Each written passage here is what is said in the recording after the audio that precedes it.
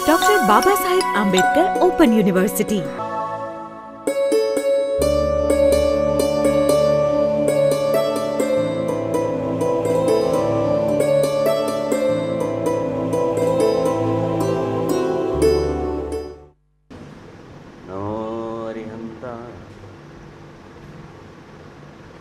नमो सिद्धा, नमो आयर्या, नमो उवज्जाय, नमो सव्वसा, ऐसो पंच नमस्कारो सव्वपावपणासन, मंगलाणं च सव्वेसिं परमं वै मंगलम्। आस्वाद्येद्वाक्यरसं बुधानां पीयूषपानेऽपि पवित्रणैः नमामि तं विश्वजनीनवाचं वाचं यमेन्द्रं दिनवर्धमानं। सर्वारिष्टप्रणाशाय सर्वाभीष्टार्थदायिने सर्वलब्धिनिधानाय श्रीगौतमस्वामिने नमः। योगनिष्ठं कविशं च धर्मशास्त्रविशारदं बुद्ध्यत्तिं भावतु वन्देत्यात्मज्ञानदिवाकरम्। अज्ञानतिमिरान्धानां ज्ञानाञ्जनशलाकया चक्षुरुन्मिलितं तस्मै श्रीगुरवे नमः। जैन धर्मनी फरीथी स्थापना करवानुं काम આજથી 2500 વર્ષ પહેલા ભગવાન મહાવીર સ્વામીએ કર્યું અને જૈન ધર્મની મજબૂતી એ છે કે આ જગતમાં કોઈ કલ્પના પણ ન કરે એવું તત્વજ્ઞાન એમણે આપ્યું। એ તત્વજ્ઞાનને કારણે આ જૈન ધર્મ દુનિયાના તમામ ધર્મોમાં અલગ તરી આવે છે અને વિશેષ તરી આવે છે। કોઈ પણ ધર્મને મજબૂત બનાવવાનું કામ, ટકાવવાનું કામ, આગળ વધારવાનું કામ એ ધર્મના સિદ્ધાંતો કરે છે। જૈન ધર્મના કેટલાક સિદ્ધાંતો છે અને જૈન ધર્મનું તત્વજ્ઞાન છે। જો એ સમજાય તો આપણને જૈન ધર્મ વિશેની ખબર પડે, નહીતર ન પડે। માત્ર એક ઇમારત ખડી કરી દેવાથી બહારની શોભા વધે, પણ ઇમારતની અંદર પણ સરસ મજાનું ફર્નિચર જોઈએ। એક ધર્મની સ્થાપના કરી દેવાથી એક ધર્મનું નામ તો જાણીતું થઈ જાય, પણ એટલાથી ચાલતું નથી। એ ધર્મની અંદર તત્વજ્ઞાનનો આત્મા પણ શોભાયમાન જોઈએ। જૈન ધર્મનું તત્વજ્ઞાન એ જૈન ધર્મની આંતરિક શોભા છે। એમ લાગે છે કે જૈન ધર્મનો પરિચય મેળવી લેવા માટે જૈન ધર્મના 9 તત્વની ખબર હોવી જોઈએ, અને જ્યાં સુધી 9 તત્વની ખબર ન હોય ત્યાં સુધી જૈન ધર્મનો પરિચય પામવાની શરૂઆત થઈ છે એમ કહેવાય નહીં। આ પાયો છે, મુદ્દાની વાત સમજી લેવી જોઈએ। તત્વજ્ઞાન એ પાયો છે, એને આધારે જૈન ધર્મ અથવા કોઈ પણ ધર્મ એ શું છે એ સમજાય કે આમાં આમ છે। તો જૈન ધર્મમાં 9 તત્વ છે। એ 9 તત્વના હું પહેલા તમને નામ કહું: જીવ, અજીવ, પુણ્ય, પાપ, આશ્રવ, સંવર, નિર્જરા, બંધ અને મોક્ષ। આ 9 તત્વ છે। એમ કહેવાય છે કે જેને આ 9 તત્વની ખબર છે એને જ આત્મ સાધનાનો અધિકાર છે, એ જ સમકીતી છે અને એ જ મોક્ષમાં જાય છે. કેમ કે આ તત્વજ્ઞાન છે અને એની ખબર હોવી જોઈએ. અન્યથા તમને એના સિવાય આત્માના ગુણો પ્રગટ થતા નથી. સમ્યક્ત્વની ચર્ચા આગળ કરીશું, પણ સમ્યક્ત્વ જેવા મહાન સદ્ગુણની પ્રાપ્તિ પણ કરવા માટે, એને મજબૂત કરવા માટે અને આત્માને મોક્ષ સુધી પહોંચાડવા માટે જે તત્વની મદદ જોઈએ એ આ 9 તત્વ છે. પહેલું તત્વ છે જીવ તત્વ. જીવ એટલે આત્મા. એ ચેતનામય છે, જે હાલે છે, ચાલે છે, બોલે છે, બેસે છે, ઉઠે છે, આ તમામ કામો કરે છે. એવી જેનામાં ચેતના છે એ જીવ છે, અને એવી જેનામાં ચેતના નથી એ અજીવ છે. જેનામાં સંચરણની શક્તિ છે તે જીવ છે, અને જેનામાં કોઈ સંચરણની શક્તિ નથી, જે જડ છે, એ અજીવ છે. એ જીવ અજીવ વગેરેના ભેદ પણ છે. બધા જ ભેદોની ચર્ચા કરવાનું એકાદ વ્યાખ્યાનમાં શક્ય જ ન હોય, કેમ કે કરવા જઈએ તો અનેક વસ્તુઓ એક સાથે ખોલવી પડે અને તો એ સમજાય. પણ એના કેટલા ભેદ છે એ આંકડા તો સમજી જ લેવા જોઈએ અને યાદ પણ રાખવા જોઈએ. જે જીવની આપણે અત્યારે વાત કરી એ જીવના 563 ભેદ છે, અને જે અજીવની વાત કરી એના 560 ભેદ છે. પછી આવે છે પુણ્ય. આપણને જે સુખ મળે છે, આપણને જે આનંદ મળે છે, આપણા મનનું ધાર્યું થાય છે, ઈચ્છા મુજબ થાય છે, આ કેમ થાય છે? તો એમાં પુણ્ય નામના તત્વની મદદ છે. હંમેશા માણસને સુખ, આનંદ, સમૃદ્ધિ આ પુણ્યના કારણે મળે છે. પણ એ પુણ્ય આવે ક્યાંથી? પુણ્ય વધે કેવી રીતે? પુણ્ય બંધાય કેવી રીતે? એના માર્ગો કયા છે? પુણ્ય હંમેશા 9 પ્રકારે બંધાય છે. ભૂખ્યાને જમાડવાથી બંધાય છે, સાધુ સાધ્વીઓને આદિને ભિક્ષા આપવાથી બંધાય છે, આ પહેલો પ્રકાર. બીજું, તરસાને પાણી પાવાથી બંધાય છે, એટલે જલના દાનથી બંધાય છે. વાસણના દાનથી બંધાય છે, મકાનના દાનથી બંધાય છે, વસ્ત્રના દાનથી બંધાય છે, મનથી સૌનું યોગક્ષેમ સારું વિચારવાથી બંધાય છે, કોઈનો ગુણાનુવાદ કરવાથી બંધાય છે, ગુણીજનોની સેવા કરવાથી બંધાય છે, સુયોગ્ય અને સુપાત્ર લોકોનું બહુમાન કરવાથી બંધાય છે. જે માણસો પોતાના જીવનકાળ દરમિયાન આ 9 માર્ગે ચાલે એને પુણ્ય બંધાય, અને જે લોકો આ 9 માર્ગે ન ચાલે એને પાપ બંધાય. પુણ્યના પણ ભેદ છે, એના 42 ભેદ છે. પણ ક્યારેક એવું બને છે કે આ જીવનકાળ દરમિયાન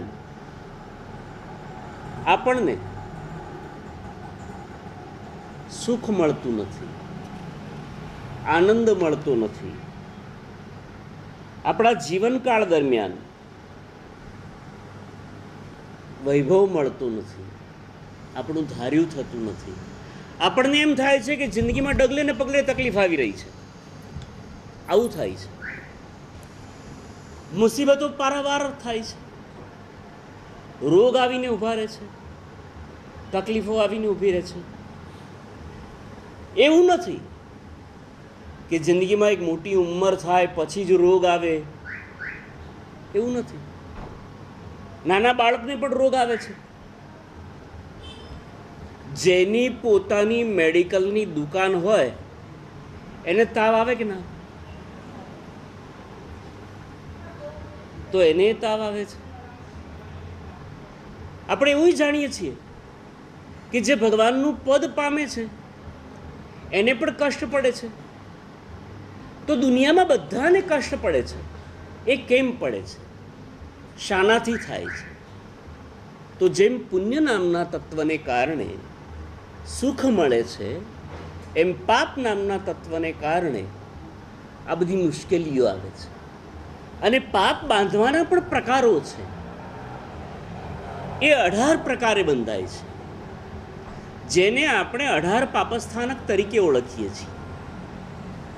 જીવની હિંસા કરવાથી, જૂઠ બોલવાથી, ચોરી કરવાથી, વ્યભિચાર કરવાથી, સંગ્રહ પર મમત્વ રાખવાથી, ક્રોધ કરવાથી, માન કરવાથી, માયા કરવાથી, લોભ કરવાથી, રાગ અથવા આસક્તિ રાખવાથી, ઈર્ષ્યા અથવા દ્વેષ કરવાથી, ક્લેશ અથવા કંકાસ કરવાથી, કોઈના ઉપર ખોટું આળ મૂકવાથી, ચાડી ચુગલી કરવાથી, નિંદા કુથરી કરવાથી, હરકશોક કરવાથી, કપટ સહિત જૂઠ બોલવાથી, અસત્યમાં શ્રદ્ધા રાખવાથી, આ પ્રકારે આપણને 18 પ્રકારે કર્મ બંધાય છે. અને એના 82 ભેદ છે. જ્યાં સુધી 18 પ્રકારના પાપસ્થાનકોનો રસ્તો આપણે છોડતા નથી, ત્યાં સુધી આપણા જીવને પાપ બંધાય અને કર્મ આવવાની શક્યતા છે. એનાથી હંમેશા દૂર રહેવા જેવું જ છે. એ પંથે કદાપી ચડવા જેવું નથી. અને માનો કે પંથે ચડી ગયા તો પછી એ ફરિયાદ કરવાનો આપણને હક રહેતો નથી કે અમને દુઃખ આવ્યું, કષ્ટ આવ્યું, તકલીફ આવી. આ ફરિયાદ કરવાનો આપણને હક નથી. કારણ આપણે પોતે પાપ બાંધીએ અને પછી ફરિયાદ કરીએ કે અમને તકલીફ આવી. એ કેમ ચાલે? દેવું કરીએ તો દેવું ભરપાઈ કરવું પડે, પાપ બાંધીએ તો એ ભોગવવું પડે. એટલે પાપના રસ્તે જવા જેવું નથી. પણ પાપ આવનારા પણ, પાપ લાવનારા પણ જે કેટલાક માર્ગો છે એ એની સાથે જ આ તત્વજ્ઞાનમાં સમજી લેવા જોઈએ. એમાં સૌથી પહેલું આશ્રવ છે. જે માર્ગેથી કર્મ પૂતગળો દોષિત કરે છે આત્માને, એને આશ્રવ કહેવાય. ફરીથી સમજો. જે માર્ગેથી કર્મ આવીને આત્માને દૂષિત કરી નાખે તે આશ્રવ. અને આશ્રવ થોડીક વાત સમજવી પડે. એક તપેલું હોય ને, અને નળની નીચે મૂકીએ તો ઉપરથી પાણી ભરાય, પણ બાજુની કોઈ દિશાથી પાણી ન ભરાય. પણ એમાં જો કાણું પડેલું હોય તો બીજેથી પણ પાણી આવે ને. બસ એવું જ આ આશ્રમનું. આત્મા સાથે જોડાયેલા દૂષણોના જે છિદ્રો છે, એ છિદ્રો દ્વારા જે પાપ આવે તેનું નામ આશ્રવ. એટલે છિદ્રો બંધ કરવા માટે પ્રયત્ન કરવો જોઈએ. એટલે આશ્રવથી મુક્ત થવું જોઈએ. આશ્રવના પણ પ્રકાર છે. એ 42 પ્રકારે છે.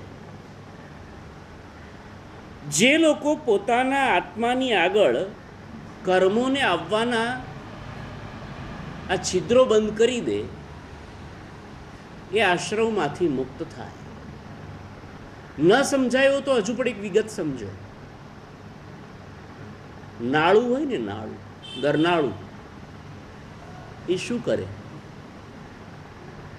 ખરાબ પાણી લાવવાનું કામ કરે. બસ આ આશ્રવ આવું જ કરે. ખરાબ કર્મો લાવવાનું કામ કરે. એનાથી છૂટી જવા જેવું છે. એ આશ્રવ છે. એનાથી મુક્ત થવાનો પ્રચંડ પુરુષાર્થ કરવા જેવું છે. અને જે લોકોએ એ માટેનો પુરુષાર્થ કરવો હોય, એટલે જે છિદ્રો પડ્યા એને રોકવા હોય, એને પૂરી દેવા હોય, એનો નિરોધ કરવો હોય, તો એ જે તત્વ છે એનું નામ સંવર.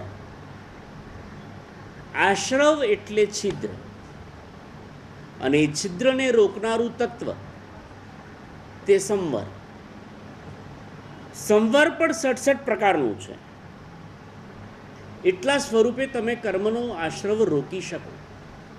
પણ મેં આગળ કહ્યું એમ, જે જે તત્વોની આપણે ચર્ચા કરીએ છીએ તેમાં બધા જ ભેદોની ચર્ચા કરવાની અત્યારે શક્ય નથી, માટે આપણે કરતા નથી.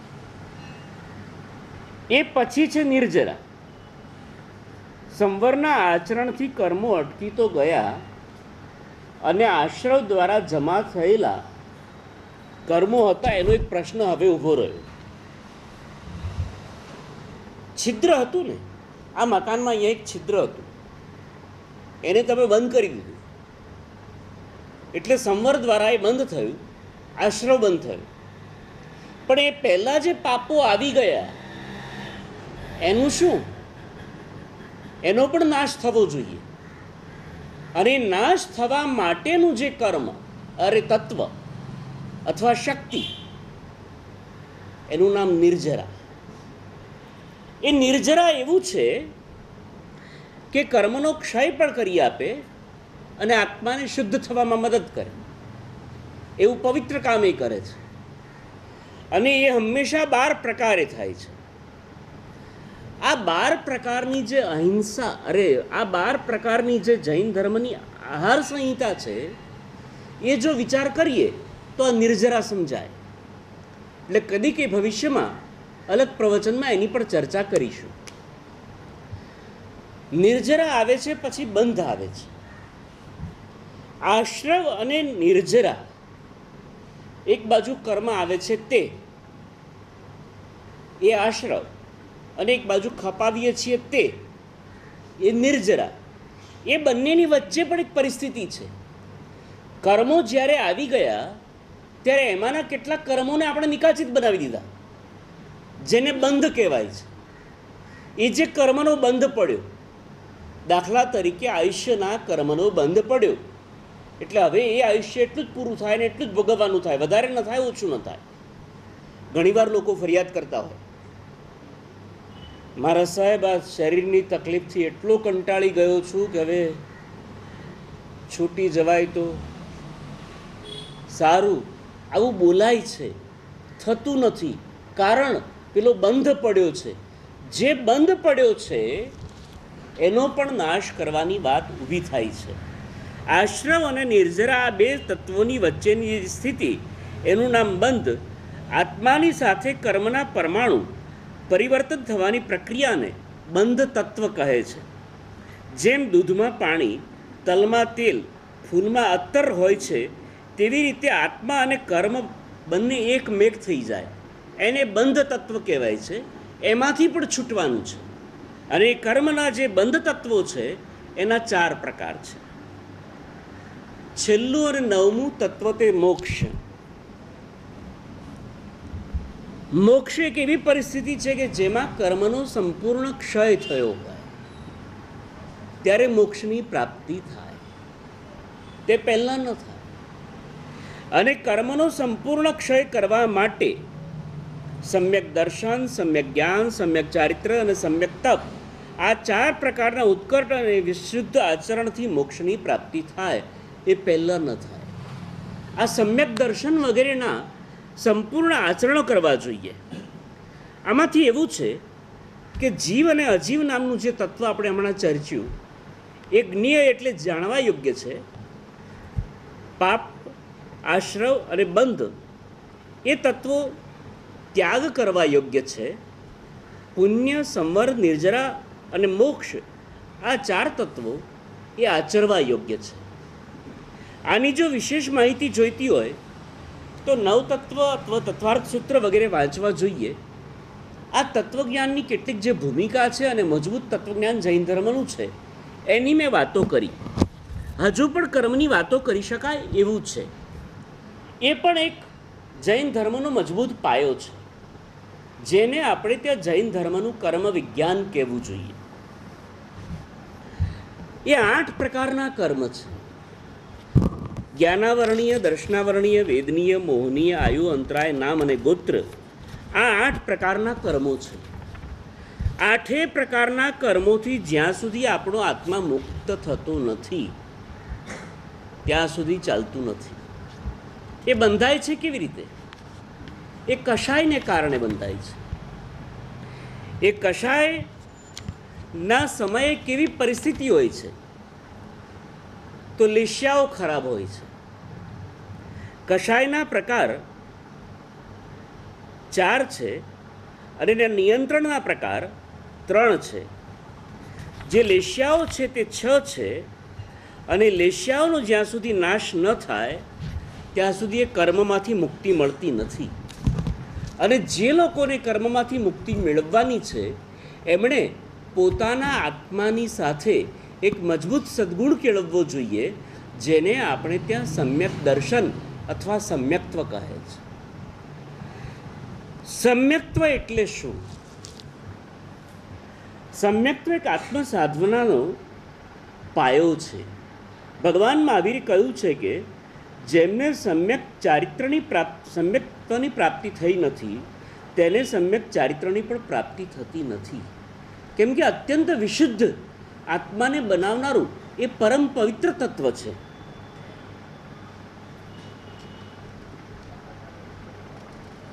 સમ્યક્ત્વનો સરળમાં સરળ કોઈક જો અર્થ હોય તો એ શ્રદ્ધા છે. ભગવાનના ધર્મ ઉપરની પ્રખર શ્રદ્ધા, એને આપણે ત્યાં સમ્યક્ત્વ કહેવાય છે. અને એ સત્યને સ્વીકાર લેવું એ આત્માનો સદ્ગુણ છે. એનીથી વિરુદ્ધ ગુણ પણ એક છે જેને આપણે ત્યાં મિથ્યાત્વ કહે છે. કર્મબંધનું મહત્વનું જે કારણ છે એ મિથ્યાત્વ છે. અને મિથ્યાત્વને કારણે આત્માને વિશેષમાં વિશેષ કર્મો હંમેશા બંધાય છે અને આત્માની પડતી હંમેશા ચાલુ રહે છે. આત્માના પતનની મુક્તિમાંથી છૂટવું હોય, આત્માને પતનની મુક્તિ કરવી હોય તો મિથ્યાત્વમાંથી બહાર આવી જવું જોઈએ. અને મિથ્યાત્વ 25 પ્રકારનું છે. એના 25 પ્રકારોની ચર્ચા કરવાની શક્ય નથી, પણ કમસે કમ ભગવાન પર શ્રદ્ધા કેળવવી અને ભગવાન પર શ્રદ્ધા ન થાય એવા દુર્ગુણોથી દૂર રહેવું, આ બંને વાત તો કેળવી લેવા જેવી છે, જે સમ્યક્ત્વ અને મિથ્યાત્વ માટે મહત્ત્વની છે. જૈન ધર્મના તત્વજ્ઞાનમાં આ જગતમાં ભગવાન મહાવીરે જેમ અહિંસા આપી, જેમ 9 તત્વો આપ્યા, જેમ કર્મોની મીમાંસા આપી, એવી રીતે એક મહાન વસ્તુ બીજી પણ આપી છે, જેને આપણે ત્યાં સ્યાદવાદ કહેવાય છે, અનેકાંતવાદ કહેવાય છે. એમ લાગે છે કે જ્યાં સુધી સ્યાદવાદની તમે ચર્ચા ન કરો અથવા અનેકાંતવાદની ચર્ચા ન કરો ત્યાં સુધી તમે જૈન ધર્મની ચર્ચા જ કરી નથી. અનેકાંત એક એવું તત્વ છે અથવા અનેકાંત એક એવો સિદ્ધાંત છે કે જેને 5 કે 10 મિનિટમાં સમજાવવાનું સહેલું નથી. પણ તોય આપણે કોશિશ કરીએ તો પણ એટલું કહી શકાય કે દરેક વસ્તુમાં સત્ય પડ્યું છે એવો જે સ્વીકાર કરવો, તેનું નામ અનેકાંત, તેનું નામ સ્યાદવાદ. મહાવીર સ્વામી એમ કે છે કે આ જગતમાં કોઈ ખોટું છે જ નહીં, બધાય સાચા છે. અને બધાયની સાથે જો એ સુમેળથી રહો તો આ જગતમાં કોઈ ઝઘડો થાય જ નહીં. માનો કે એક માણસની સાથે ઝઘડો થાય છે તો કેમ થાય છે? આપણે એને ખોટો કહીએ છીએ માટે થાય છે. પણ જો એમ કહીને ઊભા રહી જાઓ, ભાઈ તારી વાત પણ કદાચ સાચી હોય, તો ઝઘડો થતો નથી. સામાન્ય વ્યવહારમાં, સામાન્ય જીવન જીવવામાં પણ જે એક મહત્વનું પરિબળ રહે એવો એક સિદ્ધાંત આપવાનું કામ ભગવાન મહાવીરે કર્યું, એનું નામ અનેકાંતવાદ છે. અનેકાંતવાદ સમજવા માટે, સ્યાદવાદ સમજવા માટે એના 7 પ્રકાર સમજવા પડે. અસ્થિ નાસ્તિ, અસ્થિ નાસ્તિ, અવ્યક્તવ્ય, અસ્થિ અવ્યક્તવ્ય, નાસ્તિ અવ્યક્તવ્ય, અસ્થિ નાસ્તિ અવ્યક્તવ્ય. એના ઉદાહરણ પણ કેટલાક સમજી લેવા જોઈએ. તો તો ખબર પડે કે આ શું છે. અસ્થિ એટલે શું? દાખલા તરીકે કોઈક માણસ બીમાર થયો છે, મરણ પથારીએ પટકાયો છે અને ડૉક્ટર પાસે સારવાર લે છે, ત્યારે બીમારના સગાઓ હોય ને એ ડૉક્ટરને થોડાક સવાલો પૂછે છે. એ આ 7 પ્રકારના હોય છે. ડૉક્ટરને બીમારના સ્વજનો પૂછે છે કે તબિયત સારી છે? પછી બીજો સવાલ પૂછે છે, તબિયત સારી નથી? ત્રીજો સવાલ પૂછે છે, કાલથી તો સારી છે? ચોથો સવાલ પૂછે છે, પણ એવી સારી નથી કે વધારે આશા રાખી શકાય. પાંચમો સવાલ પૂછે છે, તબિયત સારી છે કે ખરાબ કંઈ કહી શકાય એવું લાગતું નથી. છઠ્ઠો સવાલ પૂછે છે કે કાલથી તો સારી છે છતાં કહી શકાતું નથી કે શું થશે. પછી એમ પૂછે છે કે કાલથી તો સારી નથી પણ કહી શકાય એવું નથી કે શું થઈ શકે. અને છેલ્લો સવાલ એવો પૂછે છે કે આમ તો સારી છે પણ કાલ કરતાં સારી છે તો પણ કંઈ કહી શકાય તો નહીં. મતલબ કે બધું ડૉક્ટરને પૂછવામાં આવે છે, સ્વજન માટે પૂછવામાં આવે છે, સ્વજનો જ પૂછે છે. પણ તમે જુઓ, એક ધ્વનિ મહત્વનો રહે છે એમાં. કોઈ ક્યાંય એવું બોલતું નથી જે અશુભ હોય. બધા છેવટે પૂછવાનું તો પેલું જ છે કે આમાં છેલ્લે શું લાગે છે, પણ કોઈ અશુભ બોલતું નથી. અને એ જ રીતે પૂછે છે કે અશુભનો પડઘો પડે અને છતાંય પોતાનું બોલેલું ખરાબ ન લાગે. હવે આમાં એ માણસ ખોટો ક્યાં થયો? સામેના માણસને ખોટો નથી એવો સમજવાનો જે વિચાર, તેનું નામ સ્યાદવાદ. સામેના માણસને ખોટો છે એવો વિચાર અથવા ખોટો સમજવો તેવો વિચાર, તેનું નામ એકાંતવાદ.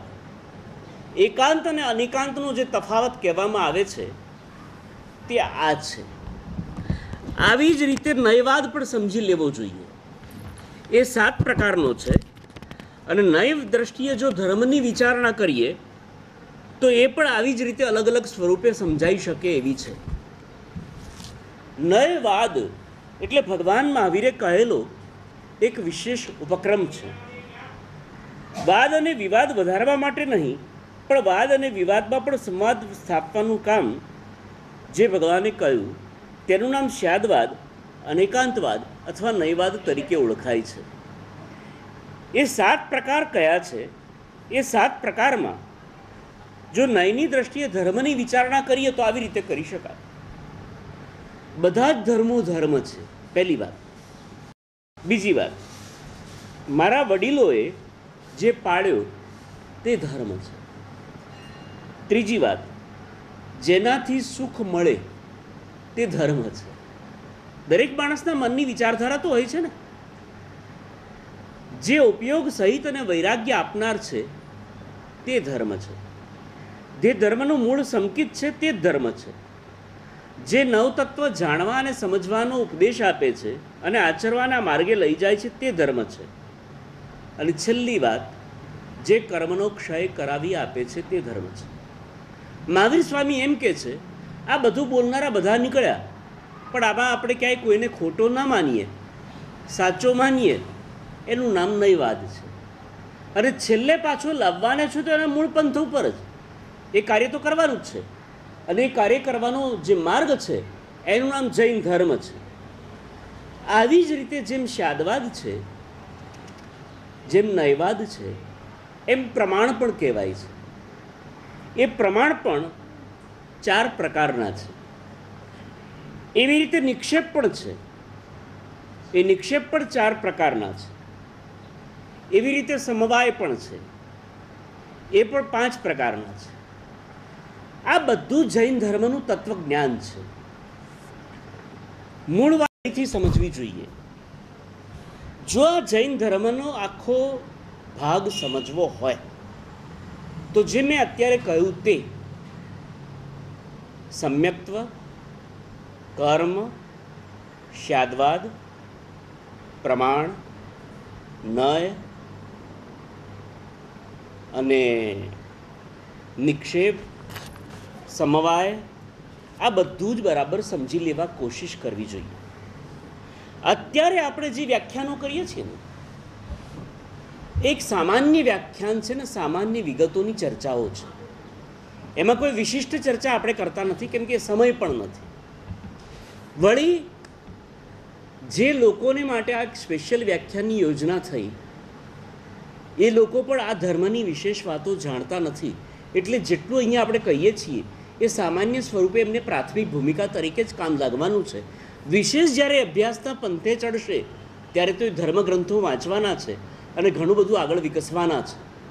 પણ જૈન ધર્મનો પાયો સમજવા માટે આ બે કામ બરાબર કરી લેવા જોઈએ કે પહેલાં મેં તીર્થંકર વગેરેનો જે મહાવીર સ્વામી વગેરેનો પરિચય આપ્યો તે સમજાઈ જાય અને અત્યારે આ ધાર્મિક તત્વજ્ઞાન વિશે, નવતત્વ વિશેની જે વગેરેની જે ચર્ચા કરી એ સમજાઈ જાય તો જૈન ધર્મ વિશે તમે ઘણું બધું સમજ્યા છો એ નક્કી થઈ જાય છે. આ બધી વાતો તમારા આત્માનું કલ્યાણ કરે એટલી મારી પ્રાર્થના છે. Doctor Baba Saheb Ambedkar open university.